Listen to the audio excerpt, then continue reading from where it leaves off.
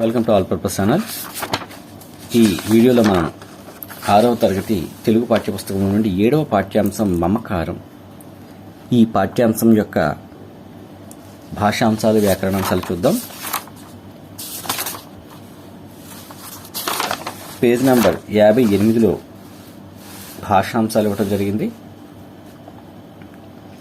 కారం అనే పదంతో అంతమయ్యే పదాలు రాయండి. ఎదుటివారికి మేలు చేయటం ఉపకారం, ఎదుటివారిని గేలి చేయటం వెటకారం, దట్టమైన చీకటి అంధకారం, గర్వం అహంకారం అనేది అహంకారం, అహంభావం అనేది అహంకారం, ఉపకారం వెటకారం అంధకారం అహంకారం.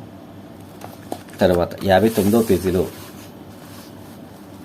అర్థాలు రాసి సొంత వాక్యాలు రాయమన్నాడు. ఉద్దిక అనుకూలం, వాత్సల్యం ప్రేమ, అధునాతన ఆధునికమైన. వీటితో సొంత వాక్యాలు రాయాల్సి ఉంది. అదేవిధంగా సమానార్థక పదాలు ఈ అంశంలో అడిగాడు. వీటిని పర్యాయ పదాలు అంటారు. బుడతడు పిల్లవాడు, తేటతెల్లం స్పష్టత స్పష్టమైనది, జీవనశైలి బతికే పద్ధతి. తర్వాత ఈ అంశంలో వ్యతిరేక పదాలను జత చేయని అన్నాడు. ఇక్కడ బ్రాకెట్లు ఇచ్చాడు, మధ్యలో ఉండాలి.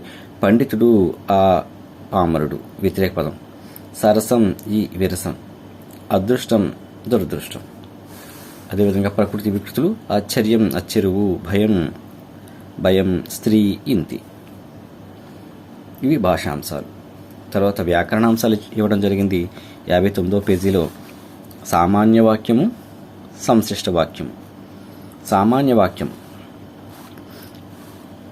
అసమాపక క్రియలు లేకుండా ఒక సమాపక క్రియతో ముగిసే వాక్యాన్ని సామాన్య వాక్యం అంటారు. ఉదాహరణకు సురేష్ గుడికి వెళ్ళాడు. దీంట్లో అసమాపక క్రియ లేదు. మేరీ పుస్తకం తీసింది, సామాన్య వాక్యం. చందు కలం పట్టుకున్నాడు, సామాన్య వాక్యం.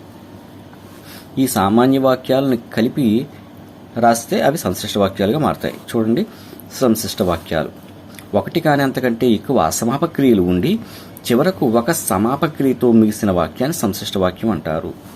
పద్మ నిద్రలేచింది, సామాన్య వాక్యం. పద్మ స్నానం చేసింది, సామాన్య వాక్యం. పద్మ బడికి వెళ్ళింది, సామాన్య వాక్యం. ఇప్పుడు దీంట్లో ఇన్నిసార్లు పద్మ అని వచ్చింది. దీన్ని సంశిష్ట వాక్యంగా మారిస్తే పద్మ నిద్రలేచి ఇక్కడ కామ పెట్టాం.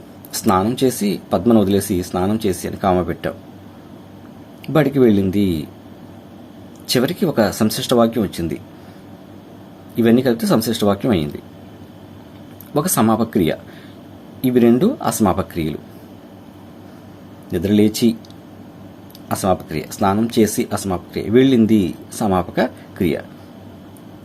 ఒకటి కంటే ఎక్కువ అసమాపక క్రియ ఉండి చివరికి ఒక సమాపక క్రియ ఉన్నట్లయితే అది సంశిష్ట వాక్యము. ఇవ్వబడినటువంటి సామాన్య వాక్యాలను సంశిష్ట వాక్యాలుగా ఈ విధంగా మార్చవచ్చు. 60వ పేజీలో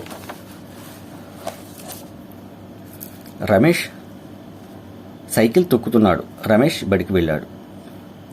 సామాన్య వాక్యాలు. ఇప్పుడు సంశిష్ట వాక్యంగా మారిస్తే రమేష్ సైకిల్ తొక్కుతూ బడికి వెళ్ళాడు.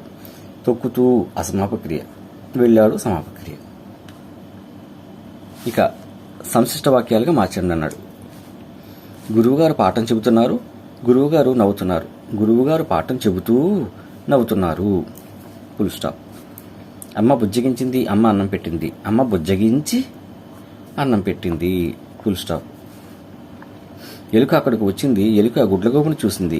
ఎలుక అక్కడికి వచ్చి గుడ్లగోబును చూసింది. ఇది 7వ పాఠ్యాంశం యొక్క భాషాంశాలు, వ్యాకరణాంశాలు. ఈ వీడియో నచ్చినట్లయితే please subscribe our channel all purpose channel. Thank you.